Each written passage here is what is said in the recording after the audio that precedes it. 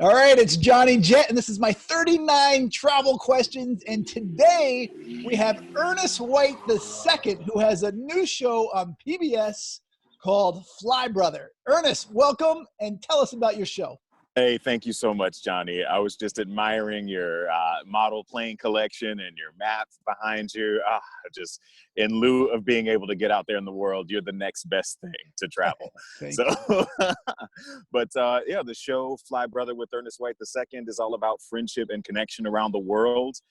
In it, I go to visit friends in different places. They bring me into their community, show me what they love about the place, and we show the audience that the whole world is our tribe. And it debuts on public television stations around the country in a cascading schedule. Starting yesterday, it was May 1st, Minneapolis, May 2nd in the San Francisco Bay Area, and many different stations throughout May and June. And finally, Create TV nationwide, the cable network, in the summer. Awesome. And it will be in LA as well? Yes, actually, we're scheduled for KVCR, which I believe is the Inland Empire San Bernardino public television affiliate, PBS affiliate. But I think that's available on all the cable networks that service the greater LA area, and that is May 12th, I believe. All right, great. Well, I wish you all the best. And thank you. So tell us a little bit about yourself. I know that you've lived in how many countries? 7? 5. I've lived in 5 and traveled to about 70, which puts me behind many other people that we know, Josh. I don't know. That's still incredible. And which countries did you live in? I lived in Colombia, Brazil, the Dominican Republic, Germany off and on, and South Africa. And did you go to college? I did go to college. I got my undergrad degree in political science from Florida A&M University in Tallahassee, and I got my graduate degree, an MFA in creative writing, from the American University in Washington. Wow. And where did you grow up? I grew up in Jacksonville, Florida, so I'm a Southern boy at heart. And where do you live now? Right now, I'm based in San Francisco. Oh, good. Yes. And what's your earliest travel memory? Oh, gosh. Aside from going to like Epcot as a kid, I would say probably going to the Bahamas with my folks when I was, 6 or 7 years old. You know, it was a short plane ride over from Florida. It was like visiting another county of Florida, but that was my first time overseas. And then after that, I went to Sweden when I was 16 years old as a study abroad student, foreign exchange student for the summer between my junior and senior years of high school. Many, many, many, many moons ago. Wow. Early 90s. And do you have a favorite American city? San Francisco, hands down. I love New York. It's a close second, but in terms of just beauty, culture, it's got all of those things, and it's got natural beauty as well as urban charms. So yeah, SF. How about international? Internationally, always and forever, Sao Paulo. Sao Paulo is like that spouse that your ex-spouse that you remember why you got together every time you hang out, but you also remember why you got divorced. But there's always mutual respect. That's how I feel about Sao Paulo. And then after that, I would say Cape Town. Wow. And then, yeah, there's so many places, right, that we have to love. That's impressive. Do you have a favorite airport? I was thinking I was going to say Cape Town Airport because of the city that's, just outside the airport. But in terms of just where I always enjoy transiting, Zurich. It's quiet and clean and a little bit chic, and you can get anywhere from there. True, very true. And where do you think the friendliest people in the world are? Oh, God. That's hard because there's so many places where people are very friendly. I would say a place that people would not expect, Tajikistan. The people are so welcoming and kind and generous and very quiet. And they don't smile a lot. They're not very smiley like we are here in the decadent West. And that's what I love about Tajikistan. They're taught that I wouldn't say they're taught, but in the Soviet sphere, there's this kind of perception that smiling a lot is what simple people do, people who aren't very intelligent. And so, that's kind of propaganda, I guess, since we're always cheesing over here in the US in our film and television. But that said, the people they're kind of stoic, but at the same time, just very sweet and really, they really care about visitors. And yeah, Tajikistan, the people, hands down. And how about, where do you think they have the meanest immigration officers?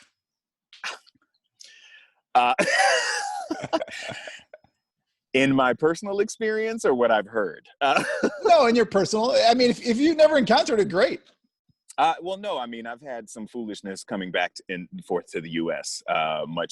When I was much younger, and then also before I got global entry.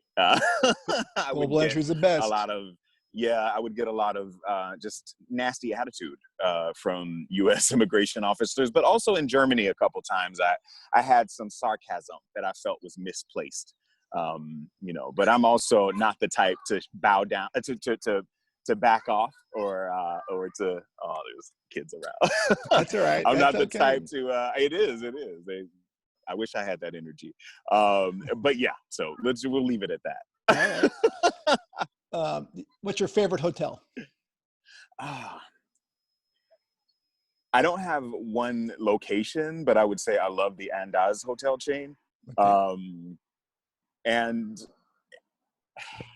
I lost your picture. Hey, sorry, I had a phone call. I was like, that's all right. Yeah, the Andaz hotel chain, and let me see what else. I like the W. Not that I always get to stay at these places, mind you. I got you. So you're a real hipster. I suppose so. But, to be honest, I make a joke with my parents because they always say when I book them someplace, they don't mind if there's a number in the name of the hotel. And I said, if that number isn't 4, I'm not staying there. But that said, it's mostly all talk. Gotcha. How about, you have a favorite travel credit card? I don't. So I'll just leave that one. Okay. How about a favorite island and beach? Baker Beach in San Francisco is my favorite, just because you can catch the sunset and you can see the bridge at the same time. Yeah. Obviously not. I mean, you have to look back and forth, but you know what I mean? Right. And then, I would say favorite island. Shetland, which is a group of islands, is gorgeous and I love it. Manhattan Island. That's a good one. No one said that one yet. Yeah, and then if I'm thinking tropical, Providencia. Which one? Which is part of it's called Providencia, old island, I believe. But it is off the coast of Nicaragua. Okay. And it's like a lovely kind of, I do believe Swiss Family Robinson or something was either filmed there or the people lived there or whatever, but it's in that very kind of lost tropical island kind of place. Gotcha. Yeah.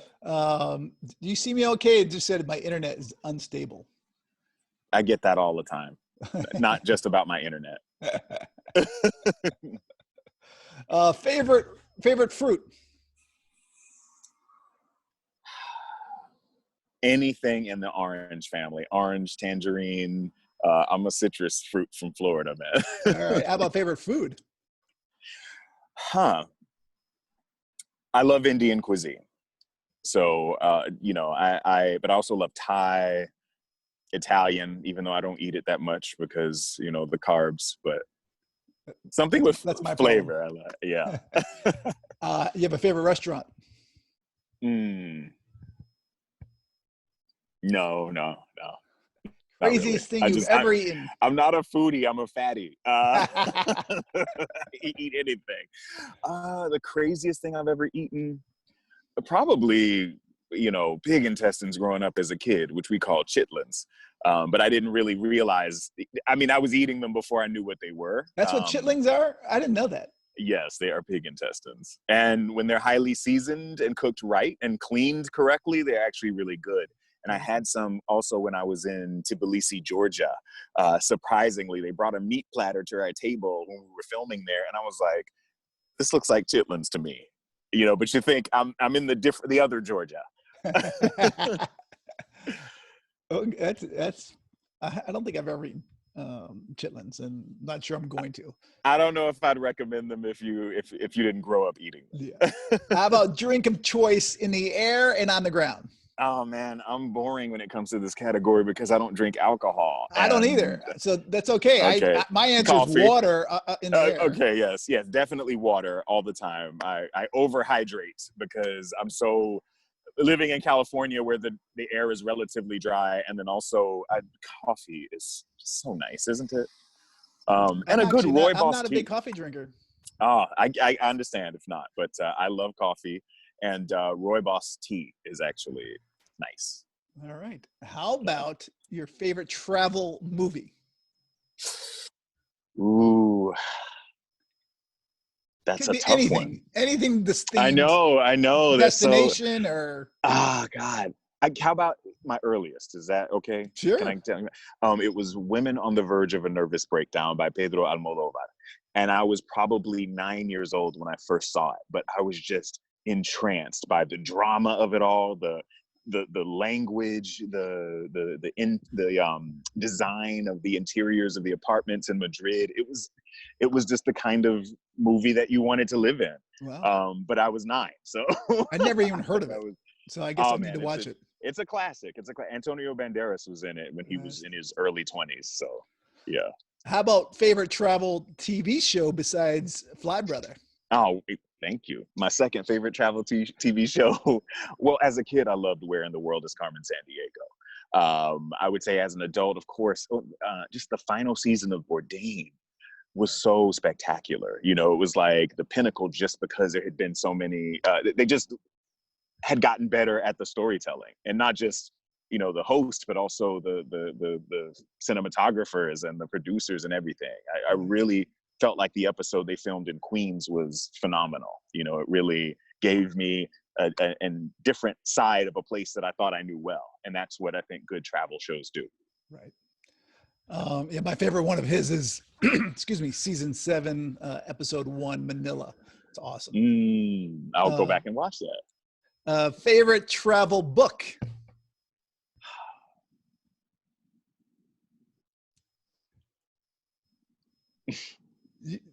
I read a lot. That's why I don't read a lot. So.